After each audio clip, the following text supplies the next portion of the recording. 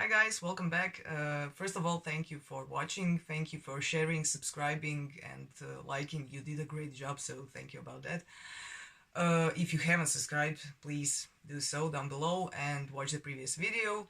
And if you stay till the end, you will hear a funny story about Shtorka and me. So stay till the end.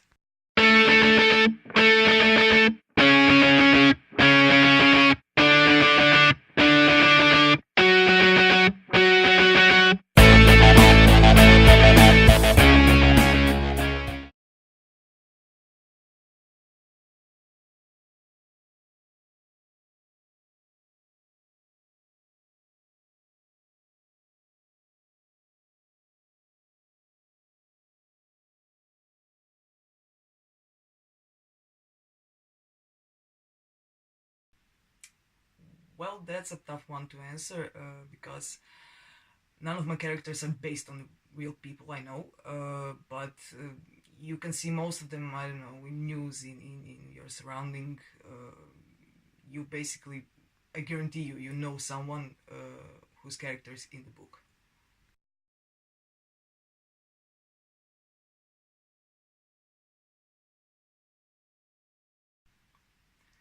Well, I can say thanks to that, to my former work colleagues who just wanted to be in the book in some way, so I had to put their names in. So say hello to Marcela, Diana, and Victoria, who became Victor and Petra.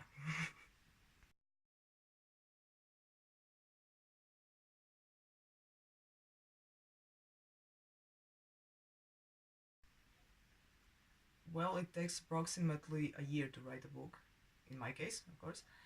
And I have written more than one book, so I don't know. For example, it took a year for me to write Shtorka, and it took, I don't know, about 6 7 months to write House of Durga. And let's say, for example, Shtorka sequel, Shtorka Manifest, was written in, I don't know, 2 years, but I had a year of a pause.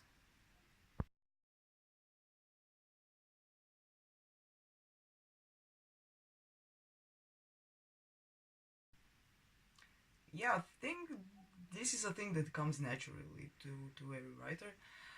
I like reading psychological thrillers and horrors, and I think it just came. But I have to mention that I started off with fantasy and then proceeded to science fiction until I finally found myself, my heart in the psychological thriller. But how do I explain it? It is actually not a psychological thriller. It is something mixed up, and again, you will have to read it to know.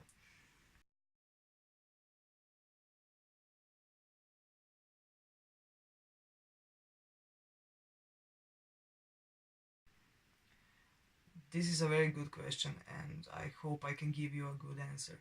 So, first of all, I don't support violence in any form, anywhere, to anything or anyone. Uh, but unfortunately, violence is something that draws attention. Writing about violence definitely draws attention, and it's sad to say, but somebody has to write about it. Why am I writing it?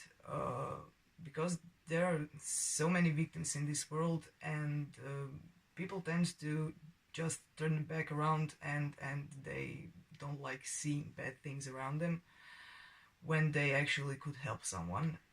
So I think this book might potentially let someone think about that, and I don't know, help if someone's in it, and not look the other way.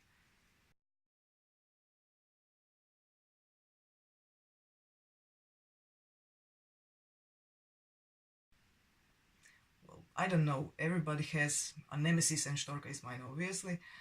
I don't know. I just love the characters.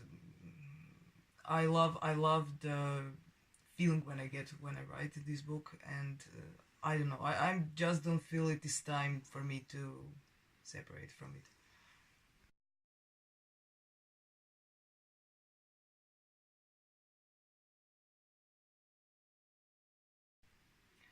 as I have said in the previous video, yeah, I wanted to bring Shtorka back to life, let's say it like that.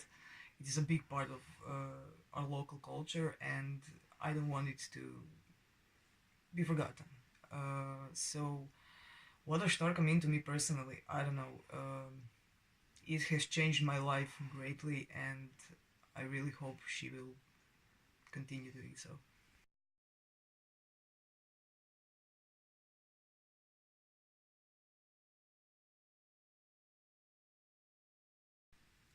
So it's funny story time. First of all, congratulations, you made it till the end. And now let's go to the story. So it was 2 years ago when I had my one of my book promotions slash signings. And one of the participants was a doctor. I didn't know she was a doctor at the point, and she offered her help in reading some parts of Shtorka. Uh, so the promotion went on and on. We talked about an hour, and at the end, the good doctor dragged me to the side and just stood there smiling at me. So naturally, I asked, "What's wrong?" And she looked at me and said, "You know, I used to study psychology, and when I first took this book, I took it as a mission to see the author and ask her, is she crazy?" Naturally, I laughed and asked why.